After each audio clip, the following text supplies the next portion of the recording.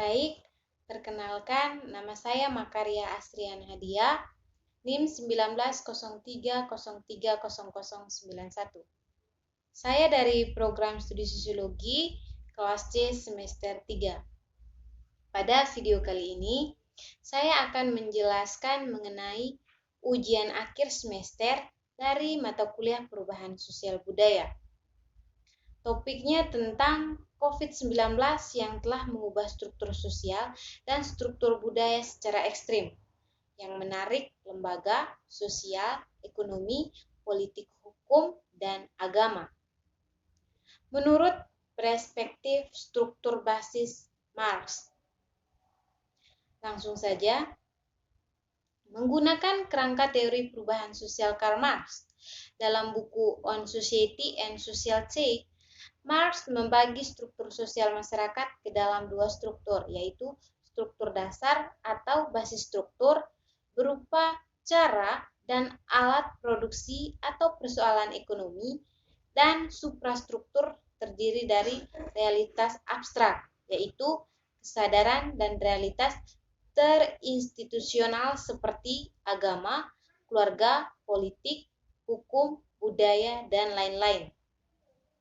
Menurut Marx, perubahan sosial didorong oleh posisi dan situasi basis struktur atau ekonomi, sehingga tatanan suprastruktur atau agama, budaya, sosial, keluarga, politik, dan lain-lain akan sangat ditentukan oleh basis struktur atau ekonomi. Artinya, ekonomi menjadi faktor dominan dan penentu arus perubahan sosial di masyarakat. Namun, teori Marx untuk saat ini kurang tepat untuk dijadikan landasan pembacaan terkait faktor utama pendorong perubahan sosial masyarakat dewasa ini. Berdasarkan realitas sosial yang terjadi di masyarakat saat ini, faktor utama atau basis struktur pendorong perubahan sosial masyarakat adalah lebih dikarenakan virus COVID-19, bukan faktor ekonomi sebagaimana teori Marx. Sebab munculnya virus COVID-19 mampu mengubah bangunan suprastruktur atau ekonomi, budaya, hukum, relasi sosial, kesehatan, dan kehidupan keagamaan di masyarakat. Realitas perubahan sosial karena virus dapat teramati secara gamblang di masyarakat.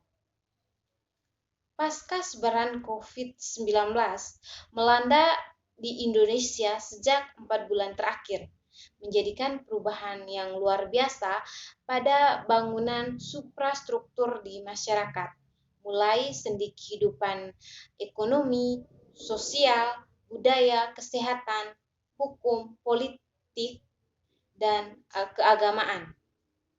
Sehingga untuk menghadapi situasi tersebut dalam rangka upaya untuk mencegah dan melawan sebaran COVID-19, pemerintah Indonesia dan negara-negara di dunia ini menerapkan protokol kesehatan yang dikeluarkan oleh WHO yang secara prinsip sama, namun strategi lapangan berbeda-beda.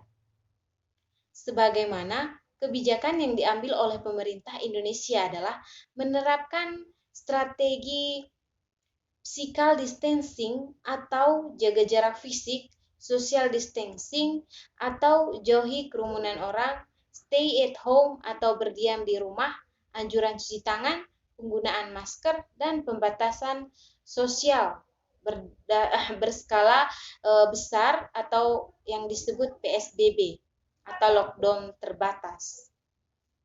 Sementara negara lain langsung menerapkan lockdown atau penutupan akses keluar masuk bagi daerah terdampak COVID-19. Aspek sosial budaya. Kebijakan physical social distancing sangat berdampak terhadap relasi sosial budaya di masyarakat, di antaranya pada sektor pendidikan. Dengan penerapan physical social distancing menjadikan Kemendikbud membuat peraturan belajar di rumah dengan sistem pembelajaran daring atau online hingga dihapusnya ujian nasional dengan harapan dapat mencegah sebaran COVID-19. Dampak kebijakan ini terjadi kegagapan atau ketidakpastian di kalangan pelaku pendidikan, mulai dari guru, murid, dan orang tua. Proses pembelajaran online sangat tergantung pada penguasaan teknologi informasi atau internet. Sementara mayoritas orang tua atau wali murid dan siswa di Indonesia tinggal di pedesaan, belum begitu melek teknologi. Bahkan mungkin belum ada sambungan internet, sehingga situasi ini menjadikan kesulitan beradaptasi. Proses pembelajaran online menjadi kurang maksimal, sebab selama ini proses pembelajaran yang dilakukan selama ini dengan sistem klasikal, yaitu berjumpa secara fisik guru dan murid dalam satu kelas, sehingga mempermudah proses pembelajaran dan penilaian guru terhadap kualitas muridnya.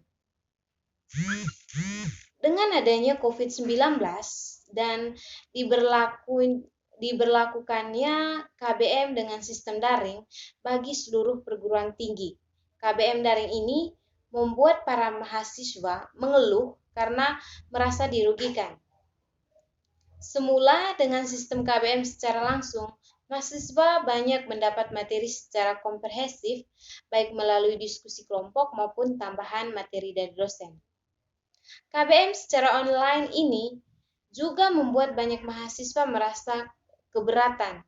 Selain tidak mendapatkan materi secara komprehensif, mereka merasa dirugikan karena tidak ada penurunan UKT. Dampak lain yang dirasakan dengan diberlakukannya KBM secara daring adalah kendala sinyal yang buruk, menghabiskan paket data, sehingga KBM secara daring dirasa kurang maksimal. Selain itu, dampak COVID-19 adalah menurunnya pendapatan serta kondisi perekonomian mahasiswa, mahasiswi, dan wali. COVID-19 menjadi realitas penyakit yang mengubah struktur sosial masyarakat. Perilaku sosial berubah, begitupun kohesi sosial, cara kebiasaan tata kelakuan, dan adat istiadat turut beradaptasi. Menurut pendapat saya, permasalahan adanya pandemi virus corona atau yang biasa disebut COVID-19 semakin lama semakin mewabah dan sangat berdampak terhadap berbagai bidang. Salah satunya adalah di bidang pendidikan. Dalam bidang pendidikan, pemerintah membuat kebijakan untuk menggantikan kegiatan belajar mengajar atau KBM dengan sistem daring mulai dari TK, sekolah-sekolah hingga perguruan tinggi. KBM online diadakan dengan tujuan agar dapat memutus rantai penyebaran serta mencegah penularan COVID-19. Dapat dilihat bahwa pandemi COVID-19 dianggap sebagai suatu bencana nasional.